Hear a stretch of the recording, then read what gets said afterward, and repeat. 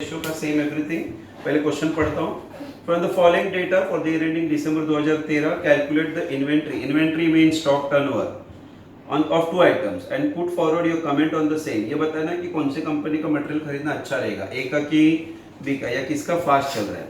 दोनों का opening stock दिख रहा है, दोनों का परचेज दिख रहा है, दोनों का क्लोजिंग स्टॉक दिख रहा है। ठीक है, चलो स्टार्ट करता हूँ। पहला चीज स्टॉक टर्नओवर रेशियो का फॉर्मूला लिखने का। Stock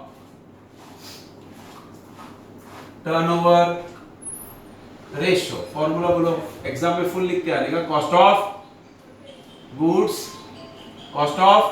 sold COGS divide by what, average stock.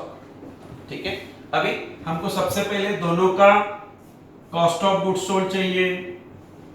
बोलो, कॉस्ट ऑफ गुड्स सोल्ड ढूंढना अब भी सिखाया तुमको। Opening stock plus purchase minus closing stock. Exam में ये आया ना एक नंबर, वाह मजा आ जाएगा। अभी सबसे पहले ए का निकालते हैं। तो चलो, ए का ओपनिंग स्टॉक कैलकुलेटर पे 10,000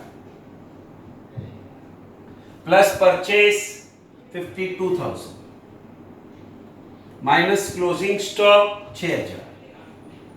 तो कैलकुलेटर लेते हैं 10 प्लस 52 माइनस 6,000, तो ये आया 56,000। रेडी हो गया एक आंसर।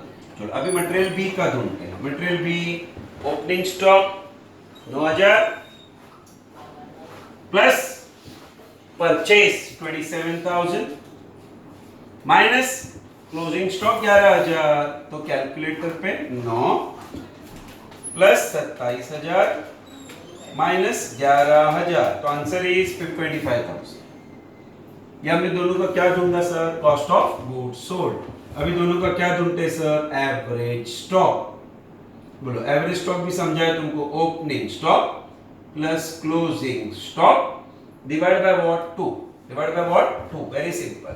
अभी पहले ए का निकालते हैं। बताओ, ए का ओपनिंग स्टॉक 10,000 दिख रहा है ना बोर्ड पे, plus closing stock 6,000 divide by 2, मतलब 16,000 डिवाइड बाय 2, तो आंसर इज 8,000 एवरेज स्टॉक। वैसे बी का निकालते हैं। चलो, opening stock 9,000 plus closing stock 11,000 divide by 2, तो 9 प्लस 11 20 डिवाइड बाय 2, तो आंसर इज 10,000। तो हमारे पास COGS भी आ गया, एवरेज स्टॉक भी आ गया। ठीक है, अभी ए के लिए ओपनिंग ये है 56,000 कॉस्ट ऑफ गुड्स सोल्ड और उनका एवरेज स्टॉक है 8,000। तो 56,000 डिवाइड बाय 8,000, तो आंसर इज 7 टाइम्स। ये आया 7 टाइम, मतलब ये साल में 7 बार बिकता है। बी का कॉस्ट ऑफ गुड्स सोल्ड 25,000, उनका एवरेज स्टॉक है 10,000, तो ये 25,000 डिवाइड बाय 10,000, तो आंसर आया 2.5 टाइम्स। तो बताओ कौन सा वाला स्टॉक ज्यादा फास्ट मूविंग है? ए। तो नोट लिख देने का। देखो इधर नोट लिख रहा हूं, ध्यान देना। Material A is fast moving material than material B.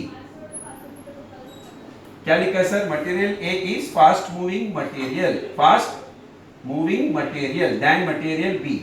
Material A is fast moving material than material B. कितना टाइम फास्ट मूविंग है अगर वो जानना है, तो 7 डिवाइड बाय 2.5 करने का, तो इट इज 2.8 टाइम्स। अब आप चाहिए तो और एक नोट लिख सकते हो अगर ऐसे टाइम पास के लिए। Material A is 7 divide by 2.5, कितना? 2.8 times fast moving than material B. चलो, क्लियर क्या सबको? कोई कंफ्यूजन नहीं?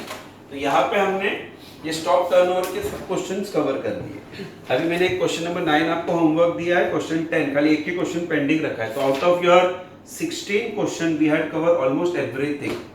तो आज हम लोग मटेरियल कॉस्टिंग को टाटा बाय बाय करते हैं, ठीक है ना।